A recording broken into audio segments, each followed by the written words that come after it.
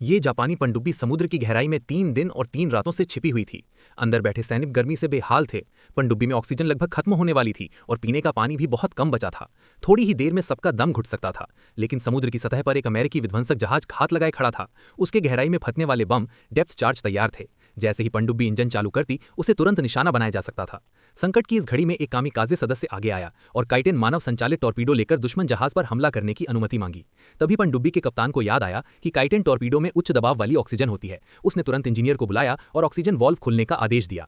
कुछ ही पलों में ऑक्सीजन पूरी पनडुब्बी में फैल गई। सैनिकों ने लालच से गहरी गहरी सांस ली और उनका दिमाग फिर से काम करने लगा।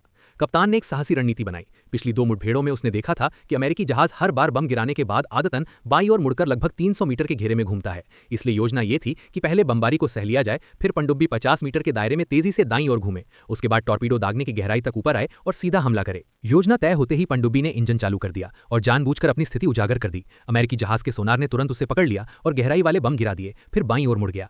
पनडुब्बी ने किसी तरह बमबारी सह ली और तुरंत दाईं और तेजी से बढ़ी। जैसे ही दुश्मन जहाज का किनारा निशाने की सीमा में आया, कप्तान ने टॉर्पीडो दागने का आदेश दिया। उधर अमेरिकी जहाज के सोनार ने भी टॉर्पीडो को आते हुए पकड़ लिया। कप्तान ने तुरंत दाईं ओर पूरी तरह मोड़ने का आदेश दिया और 30 मीटर की गहराई पर फटने के लिए नए बम छोड़े।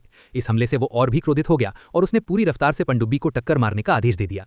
जापानी पनडुब्बी ने जल्दी से पेरिस्कोप समेटा और तेजी से नीचे गोता लगाने लगी, लेकिन देर हो चुकी थी। जहाज की टक्कर से ऊपर लगा काइटेन टॉर्पीडो टकरा गया। भारी झटके से पनडुब्बी का संतुलन बिगड़ गया और वो तेजी से समुद्र की गहराई में डूबने लगी। 50 मीटर, फिर 100 मीटर, जो सुरक्षित सीमा से ज्यादा था। भारी पानी के दबाव से बल फट गए, अंदर पानी भरने लगा। सैनिकों की सांसें तेज हो गईं। पनडुब्बी 190 मीटर तक पहुंच गई और जोरदार धमाके के साथ समुद्र तल से जा टकराई। टक्कर इतनी भयानक थी कि बची हुई एक टॉर्पीडो गिर पड़ी और एक सैनिक की मौके पर ही मौत हो गई। जब तक डॉक्टर पहुंचा, वो दम तोड़ चुका था। तभी कप्तान ने एक और चाल सोची। उसने मृत सैनिक के शव और कुछ कचरे को टॉर्पीडो ट्यूब से बाहर निकालने का आदेश दिया, ताकि ऐसा लगे कि पनडुब्बी पूरी तरह नष्ट हो चुकी है और उसके टुकड़े समुद्र में तैर रहे हैं। इस तरह वो अमेरिकी जहाज को धोखा देना चाहता था।